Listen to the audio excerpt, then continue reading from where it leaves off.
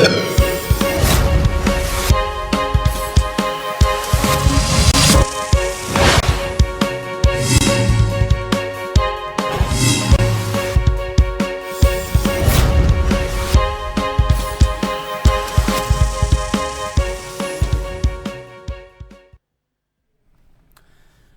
जन उत्तराखंड में आप सभी का स्वागत है। मैं हूं प्रभात। सबसे पहले नजर हेडलाइंस पर।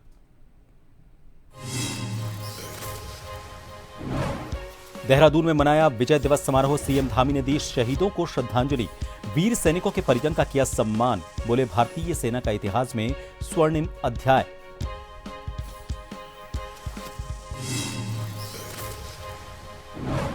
पीएम मोदी पर टिप्पणी को लेकर सीएम धामी का कांग्रेस पर तीखा हमला। बोले, कांग्रेस भूल रही राजनीतिक मर्यादा और भारतीय संस्कृति।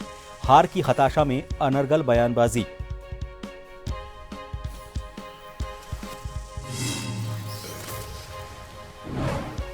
उत्तराखंड में 17 दिसंबर से हर न्याय पंचायत में पहुंचेगी धामी सरकार। 45 दिन तक लगेंगे शिविर। 28 विभागों के अधिकारी रहेंगे मौजूद। लाभार्थियों को मौके पर ही मिलेगा लाभ।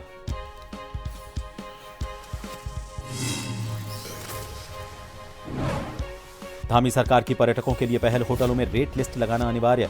नियम तोड़ने पर होगी कार्रवाई। 22 से 26 दिसंबर तक विंटर कार्निवल।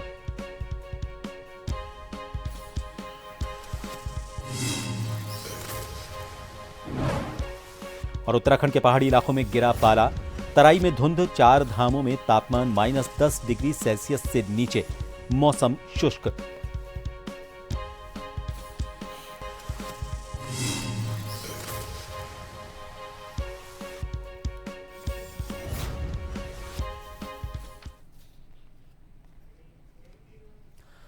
देहरादून में विजय दिवस के अवसर पर श्रद्धांजलि एवं सम्मान समारोह का आयोजन किया गया। यहां पर सीएम धामी ने शिरकत की।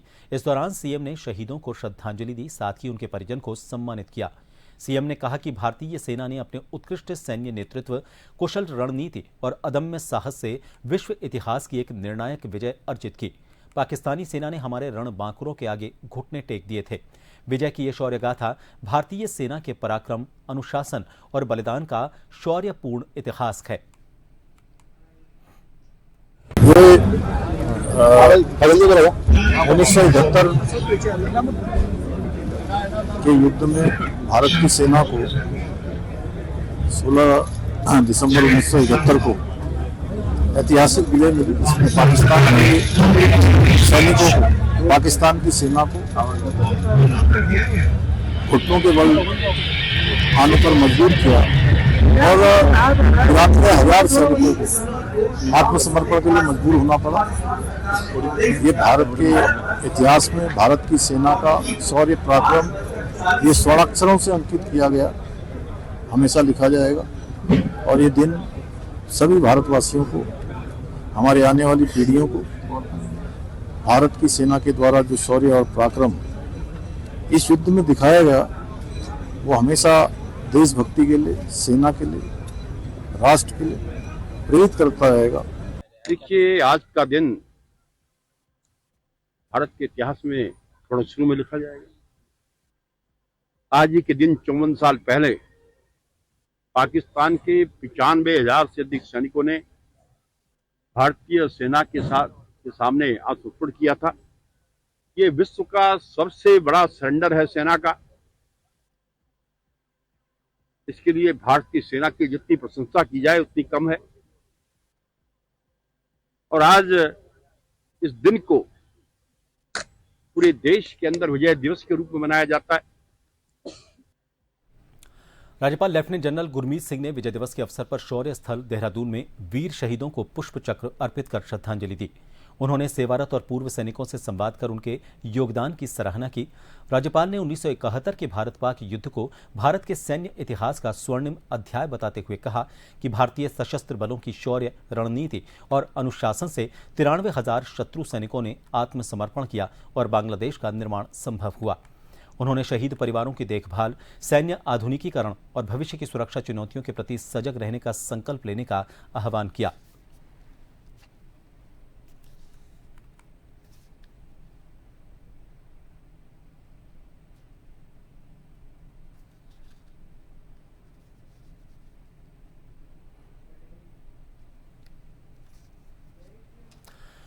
हरिद्वार स्थित जिला सभागार में विजय दिवस के अवसर पर एक भव्य कार्यक्रम का आयोजन किया गया। कार्यक्रम को संबोधित करते हुए जिलाधिकारी हरिद्वार मयूर दीक्षित ने कहा कि विजय दिवस भारतीय सेना के वीर जवानों के अदम्य साहस, शौर्य और पराक्रम का प्रतीक है।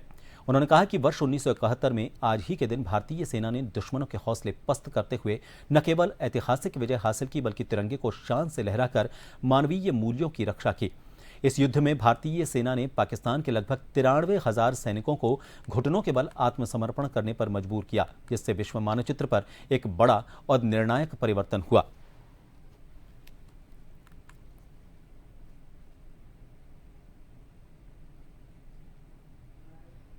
देखिए, आज 16 दिसंबर को जनपद हरिद्वार मुख्यालय में विजय दिवस मनाया जा रहा है। हम सभी जानते हैं कि 1971 में आज ही के दिन भारतीय सेना ने विपक्ष की जो दुश्मनी सेनाओं पर विजय प्राप्त की थी और हमारे कई सैनिक शहीद भी हुए थे। आज हमारे जनपद के जितने वीर शहीद परिवारजन हैं, पूर्व सैनिक हैं, सभी का सम्मान भी किया जा रहा है। हमारे कुछ सांस्कृतिक कार्यक्रम, देशभक्ति कार्यक्रम भी आयोजित किए जा रहे हैं और इस दिन हम सभी उन शहीदों को याद करते हैं जिन्होंने अपने प्राणों की आहुति देकर इस देश को सुरक्षित रखा है, देश की आज़ादी दिलाई है और आने वाले समय में भी हम सभी लोग तत्परता से उनके साथ कंधे से कंधा मिलाकर खड़े हैं।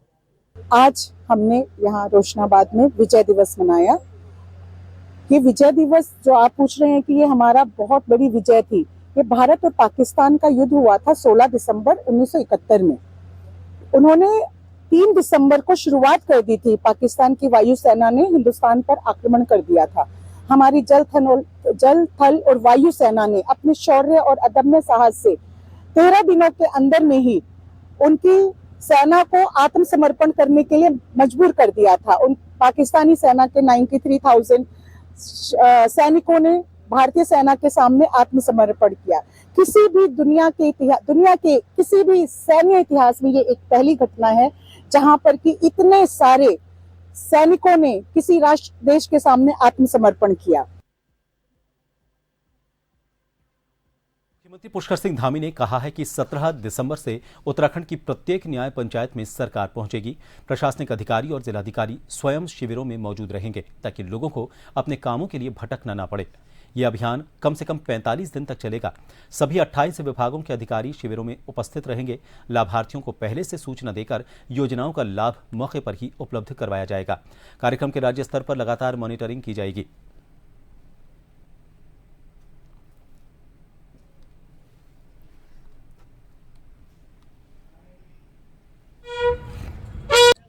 और जो लाभार्थी हैं केंद्र सरकार के या राज्य सरकार के, जिनको योजनाओं का लाभ मिल रहा है, उनको पहले से इन्फॉर्म किया जाएगा, पहले से सूचना दी जाएगी। पूरी तरह से कैंप की तैयारी की जाएगी।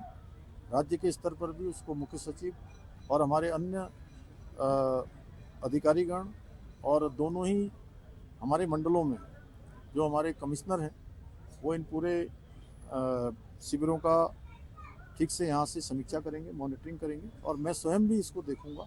हमारे जनप्रतिनिधि भी इसमें सहभाग करेंगे। जगह जगह पर उनको भी इसमें सम्मिलित होने के लिए पार्टी की तरफ से भी वो एक व्यवस्था बनाई जा रही है और कल से कार्यक्रम शुरू होकर लगातार चलेगा। जन जन की सरकार, जन जन के द्वार, यानी कि हर एक को एहसास हो कि उन्हीं की सरकार है, उन्हीं के द्वार पर सरकार पहुंचे। कालाढूंगी में विजय दिवस पूरे हर्षोल्लास और देशभक्ति के माहौल में मनाया गया। पूर्व सैनिक उत्थान संगठन की ओर से रामलीला मैदान में एक भव्य कार्यक्रम का आयोजन किया गया। कार्यक्रम का शुभारंभ उत्तराखंड के पूर्व मुख्यमंत्री भगत सिंह कोश्यारी ने किया। इस अवसर पर विधायक बंशीधर भगत और हल्द्वानी के महापौर गजराज बिष्ट अति विशिष्ट अतिथि के रूप में मौजूद रहे। पूर्व मुख्यमंत्री भगत सिंह कोश्यारी ने अपने संबोधन में भारत पाकिस्तान 1971 के युद्ध में भारत की ऐतिहासिक जीत का स्मरण करते हुए शहीद सैनिकों को श्रद्धांजलि अर्पित की। उन्होंने कहा कि देश की रक्षा के लिए सैनिकों का बलिदान सदैव राष्ट्र के लिए प्रेरणा स्रोत रहेगा। कार्यक्रम में पूर्व सैनिक उत्थान संगठन के अध्यक्ष कप्तान लक्ष्मण सिंह देवपा ने सभी अतिथियों का स्वागत किया। इस दौरान विभिन्न स्कूलों के छात्र छात्राओं ने सांस्कृतिक और देशभक्ति कार्यक्रमों की आकर्षक प्रस्तुति दी, जिससे पूरा माहौल देश प्रेम से सराबोर हो गया। हम पूर्व सैनिक उत्थान मंच हमेशा हर साल विजय दिवस मनाता आया है ताकि पूर्व सैनिकों के बच्चे और यहाँ के बच्चे, स्कूल के बच्चे जिनको हर बार कार्यक्रम बुलाते हैं, उनके अंदर भी फौज में जाने का जज्बा पैदा हो जाए और मेहनत करें और बच्चे अनुशासन में रहें, अनुशासित रहें, यही हमारी कोशिश है। इसीलिए हम हर साल अपने जो 71 की लड़ाई में शहीद हुए थे उनको श्रद्धासुमन अर्पित करते हैं, श्रद्धांजलि देते हैं। नैनीताल जिले के रामनगर के गौजानी क्षेत्र में कथित अवैध प्लॉटिंग और कॉलोनी निर्माण को लेकर विवाद लगातार गहराता जा रहा है। इस मामले में अब डेमोग्राफी चेंज के आरोपों के साथ राजनीति भी गर्मा गई है। सामाजिक कार्यकर्ताओं और स्थानीय ग्रामीणों ने प्रशासन की भूमिका पर सवाल उठाए हैं। वहीं प्रशासन ने जांच के बाद कार्रवाई का भरोसा दिलाया है। गौजानी क्षेत्र को लगभग सामाजिक कार्यकर्ता नरेंद्र शर्मा ने आरोप लगाया कि ये इलाका फल पट्टी क्षेत्र में दर्ज है, जहां नियमों के अनुसार न तो प्लॉटिंग की अनुमति है और न ही कॉलोनी निर्माण की। इसके बावजूद यहां अवैध रूप से प्लॉटिंग कर जमीन की खरीद फरोख्त की जा रही है।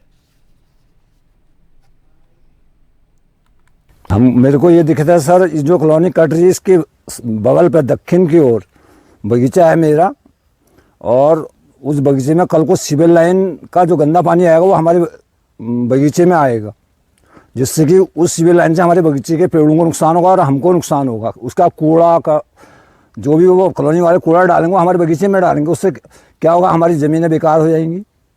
पॉलीथीन से वैसी ज़मीनें को वो बेकार हो रही हैं। इसलिए मैं सरकार से ये निवेदन करता हूँ कि इस पर रोक लगाई जाए कॉलोनी पर। अब कॉलोनी लोग हैं जो आके फंस गए, ये जो जितने भी लोग आ रहे हैं ये सब यूपी के आ रहे हैं। कुछ समय से यहाँ रह रहे थे, अब ये धीरे धीरे और अन्य जगह रह रहे थे, अब यहाँ पर कौड़े के भाव ज़मीन खरीद के हमारे लोग बेच रहे हैं और यहाँ बसाए जा रहे हैं। चिंता का विषय ग्रामीण के लोगों ने अपनी चिंता जो व्यक्त की है वो ये व्यक्त की कि आने वाले समय में अगर ये कॉलोनी बस गई और ये बगीचे के बीचों बीच में कॉलोनी है तो इसका जो सीवरेज है, जो गंदा पानी आएगा, जो सीवरेज है वो कहाँ जाएगा ये पता नहीं है। ये रेरा के नियमों का खुल्ला उल्लंघन है। अभी इसमें यह भी जानकारी में आया है कि ये पूरा मामला जो है प्राधिकरण के संज्ञान में आ गया है, लेकिन प्राधिकरण के संज्ञान में आने के बाद भी यहाँ पर जो है देखेंगे आप, पहले तो मकान खड़े हैं और उसके बाद अब एक टीन का स्ट्रक्चर खड़ा कर दिया गया है यहाँ पर सामने। तो आखिर ये कौन कर रहा है और इसकी अनदेखी प्रशासन आंखें बंद करके क्यों बैठा है, हमारे समझ में नहीं आता है। देखिए, एक प्रार्थना पत्र मुझे संज्ञान में लाया गया आज कि चंदन सिंह मेहरा के द्वारा इसमें अवगत कराया गया था कि गौजानी के एक क्षेत्र में कुछ लोगों के द्वारा जो है जानबूझ करके ज़मीन को किसी विशेष समुदाय के पक्ष में विक्रय किया जा रहा है। और चूँकि गौजानी एक फल पट्टी क्षेत्र भी है, अगर वहाँ पर एक कॉलोनी बसने की जो बात है वो निम्न से अगर की जा रही है तो वो वास्तव में गलत है। इस पर हम लोग जांच करवा करके सारी चीज़ों को रुकवाना सुनिश्चित करेंगे। प्रथम दृष्टया जो खतौनी में देखा गया, इसमें एक आध लोगों ने ही इसमें ज़मीन खरीदी हुई दिख रही है और क्या इनकी तरफ मौके पर कंस्ट्रक्शन कार्य किया जा रहा है या इसको फर्दर बेच करके कोई कॉलोनी नुमा स्वरूप बनाया जा रहा है, ये एक जाँच का विषय होता है कि अगर वास्तव में कॉलोनी स्वरूप वहाँ डेवलप की जा रही होगी तो डेफिनेटली इसको हम लोग फलपट्टी के नियम के तहत जो है इसको ध्वस्त भी कराएंगे। एक छोटे से ब्रेक के लिए रुकेंगे, बने रहिए जन टीवी पर।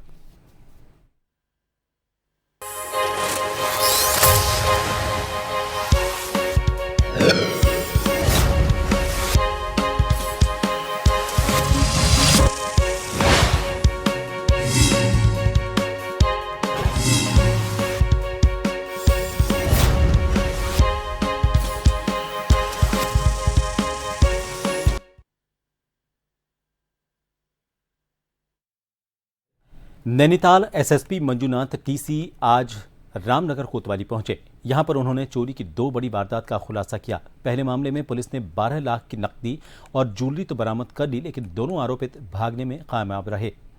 दूसरे मामले में पुलिस ने करीब 30 लाख रुपए की चोरी की ज्वेलरी बरामद की, साथ ही एक आरोपित को गिरफ्तार किया। नैनीताल एसएसपी मंजूनाथ टीसी ने बताया कि 3 नवंबर 2025 को टियारा रिजॉर्ट रामनगर से विवाह समारोह के दौरान शातिर चोरों ने एक बैग पर हाथ साफ कर दिया। बैग में करीब 12 लाख रुपए नकद और सोने के कीमती आभूषण और मोबाइल फोन रखा हुआ था।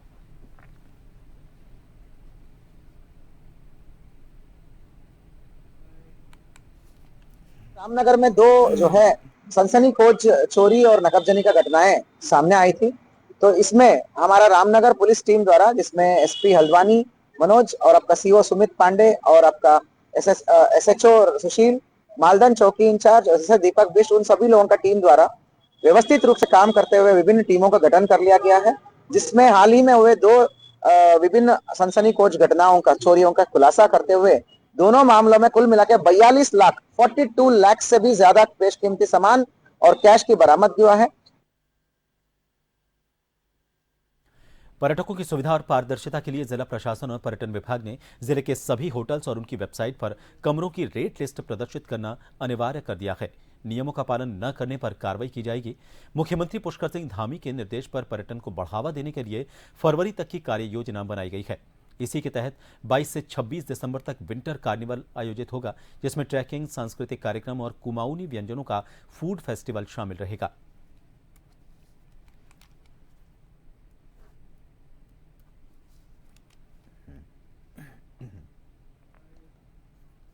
प्रयास है कि हम सबसे पहले ट्रैफिक प्लान 31 को देखते हुए अच्छा करें। जो हमारे होम स्टेज हैं उसमें हम हाउस ऑफ हिमालय के प्रोडक्ट, हमारे जो सेल्फ हेल्प ग्रुप के बहुत अच्छे प्रोडक्ट हैं उसको डिस्प्ले करना है। उसके माध्यम से हम लोगों तक जो है पूरे देश में जो विदेशी पर्यटक आ रहे हैं उन तक जो है अपनी चीज़ों को, वस्तुओं को पहुंचाना का प्रयास कर रहे हैं। साथ ही हमारा ये प्रयास है कि विंटर कार्निवाल नैनीताल में आयोजित करके जो पर्यटक को आकर्षित करें। उस विंटर कार्निवाल के दौरान जो है हम ट्रैकिंग भी आयोजित करेंगे, कायाकिंग की भी प्रतियोगिता आयोजित करेंगे और हमारा प्रयास होगा कि रिगाटा का एक आयोजन हो तो और स्टार नाइट भी हो। साथ ही जो हमारे संस्कृत से जुड़े हुए कुछ हमारे जो अच्छे कलाकार हैं उनको भी हम आमंत्रित करके जनता के बीच में ला सकें।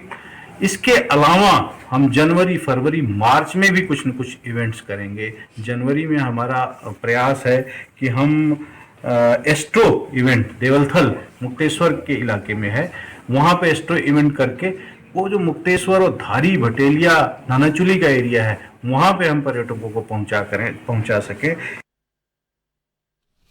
देश को हिंदू राष्ट्र बनाने की मांग को लेकर हर की पौड़ी से यात्रा शुरू हुई।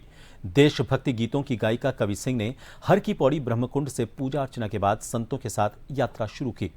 हरिद्वार से शुरू हुई ये यात्रा 25 दिन बाद मथुरा में समाप्त होगी।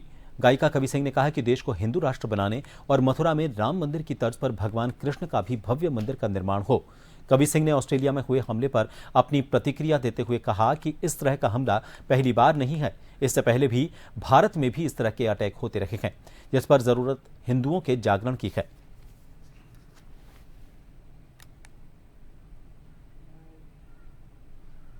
को हमारा उद्देश्य सदा से यही रहा है कि हमारा देश हिंदू राष्ट्र बने, क्योंकि जब देशों का बंटवारा हुआ था तो एक को मुस्लिम राष्ट्र और एक को धर्मशाला क्यों दे दी। हम चाहते हैं कि जिस आधार पर बंटवारा हुआ वो आधार हमें मिले। हमारा भारत देश हमें हिंदू राष्ट्र चाहिए, जिसमें गौ हमारी माता, राष्ट्र माता हो, हिंदी भाषा हमारी राष्ट्र भाषा हो। हमारे सभी स्कूल कॉलेजों में हमारे ग्रंथों को, हमारे वेदों को पढ़ाया जाए। हमारे सभी तीर्थ स्थलों को मांस मदिरा मुक्त किया जाए। हमारे सभी तीर्थ स्थलों पर जो भी व्यापारी हैं, जो दुकानदार है, वो सिर्फ और सिर्फ हिंदू हो। देवादेव महादेव के चरणों में नमन करता हूँ। हमें माँ गंगा जी के प्रांगण में और माँ माया के प्रांगण में जो माता का आशीर्वाद लेकर अपना लक्ष्य सीधा है, जमीन पर चलने वाले इंसान है। और कवि सिंह का जो एक सपना और इस राष्ट्र के लिए और धर्म के लिए, इस बिटिया को मैं नमन करता हूँ। रोम रोम में राष्ट्र भक्ति और धर्म भक्ति इस बिटिया के रोम रोम में है, ऐसी बिटिया को मैं नमन करता हूँ। ये 25 दिन की शोभा यात्रा है, पैदल मार्ग रहेगा। हरिद्वार हर की पैड़ी माँ माया देवी के प्रांगण से और मथुरा तक का प्रस्थान है। 25 दिन का ये रूट रहेगा। 25 दिन तक ये बिटिया उपास पे रहेगी, व्रत रहेगा। इस बिटिया को मैं नमन करता हूँ। पहला पड़ाव हमारा भाद्रवाद है, दूसरा पड़ाव हमारा पुरखा जी है। ये रूट बनते हुए जा रहे हैं। जहाँ जहाँ हमारे सनातन प्रेमी हैं वो हमें रूट पे बता रहे हैं। इस गांव में हमारे यहाँ निवास करेंगे, उसके बाद आगे पढ़ेंगे। हमारा उपदेश एक है भारत सरकार से कि जनसंख्या कानून बनाए, गौ माता को राष्ट्र माता घोषित करें, हिंदी भाषा को राष्ट्र भाषा घोषित करें, जनसंख्या कानून बनाए और हर दिसंबर को कांग्रेस लगातार वन्यजीवों के हमलों में बढ़ोतरी के खिलाफ प्रदेश के पौड़ी जिले में आक्रोश रैली करने जा रही है। संभवतः इस रैली में कांग्रेस के कई बड़े नेता शामिल हो सकते हैं। कांग्रेस पार्टी पर तंज कसते हुए भाजपा प्रदेश प्रवक्ता नवीन ठाकुर ने कहा कि कांग्रेस निराश और हताश है। कांग्रेस कोई भी रैली करे, लेकिन प्रदेश की जनता कांग्रेस पर कोई ध्यान नहीं देने का काम कर रही है। मानसिक रूप से कांग्रेस का दिवालियापन निकल चुका है, जिसके कारण कांग्रेस व्याकुल है और जहां भी थोड़ी बहुत जगहों पर कांग्रेस काम कर रही है, वहां से भी जल्द ही कांग्रेस की विदाई होने वाली है।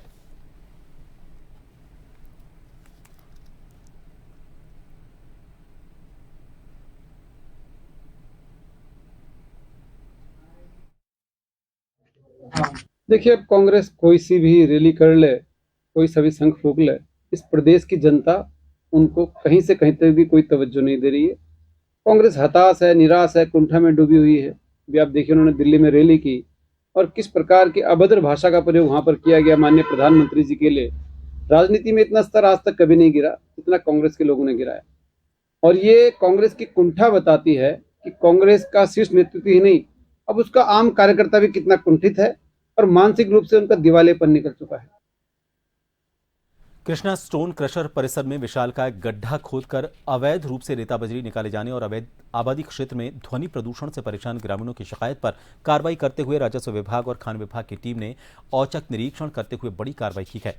छापामारी टीम ने क्रशर में विशालकाय गड्ढे की पैमाइश करते हुए गड्ढे खोदे जाने की अनुमति मांगी, जिसे देने में क्रशर संचालक असमर्थ रहे। साथ ही पूर्व में गड्ढे से संबंधित जुर्माने के बाद वर्तमान गड्ढे की खुदाई से संबंधित दस्तावेज नहीं मिलने पर तत्काल कार्रवाई करते हुए प्रशासन की टीम ने कृष्णा स्टोन क्रशर को 3 दिन में अभिलेख उपलब्ध कराने तक सीज कर दिया है। इसके साथ ही कृष्णा स्टोन क्रशर के संचालन पर पूर्ण रूप से रोक लगा दी है।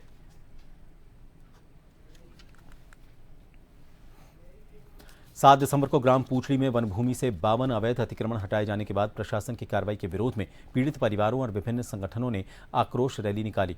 व्यापार मंडल कार्यालय से तराई पश्चिमी वन प्रभाग कार्यालय तक निकाली गई रैली में सरकार और वन विभाग के खिलाफ नारेबाजी की गई। प्रदर्शनकारियों में पुनर्वास की मांग और वन अधिकार अधिनियम 2006 लागू करने की बात कही। साथ ही मांगे न माने जाने पर डीएफओ के खिलाफ की चेतावनी दी।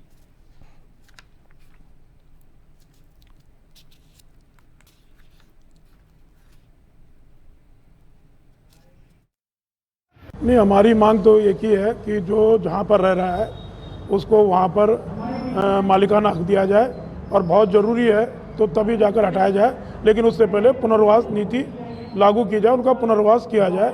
और यही हम दुर्भाग्य है कि एक तरफ अनिल बलूनी लगातार बयान दे रहे हैं, भाजपा के लोग वहाँ पर लोगों को गुमराह कर रहे हैं, लेकिन जो वहाँ पर जिनको छत आज भी नहीं है, जो टेंटों में रह रहे हैं, उनकी न तो शासन प्रशासन के द्वारा व्यवस्था की गई, न तो सरकार के लोगों के द्वारा व्यवस्था की गई है, और लगातार डर का माहौल बनाया जा रहा है। टुकड़े टुकड़ों में लोगों को नोटिस बांटे जा रहे हैं, जिससे लोगों में बहुत आक्रोश भी है, गुस्सा भी है, डर भी है, भय भी है।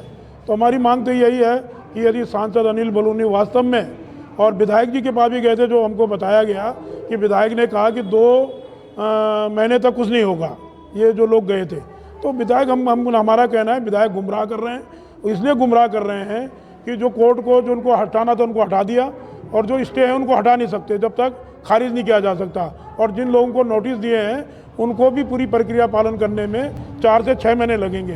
इसलिए विधायक हो, सांसद हो, सरकार हो, प्रशासन हो, और उनके जो एजेंट हैं लगातार लोगों को गुमराह कर रहे हैं। लेकिन जो आज हमारी रैली है, हम सरकार से, वन विभाग से ये कहना चाहते हैं, जो आपका बुलडोजर राज है, या तो आप इसको वापस लीजिए। अगर आपने ये बुलडोजर राज अपना वापस नहीं लिया, अभी तो हम इतने कम लोग यहाँ पे उभरे हैं, और आने वाले में हम जो डेफो अपने कार्यालय में बैठा है, हम महिलाएं उसका आना जाना, उसकी सारे रास्ते पर रोक लगा देंगे और डेफो को बाहर निकलने से मजबूर कर देंगे, और ये हमारे आगे आंदोलन की और आगे तेज आएगी।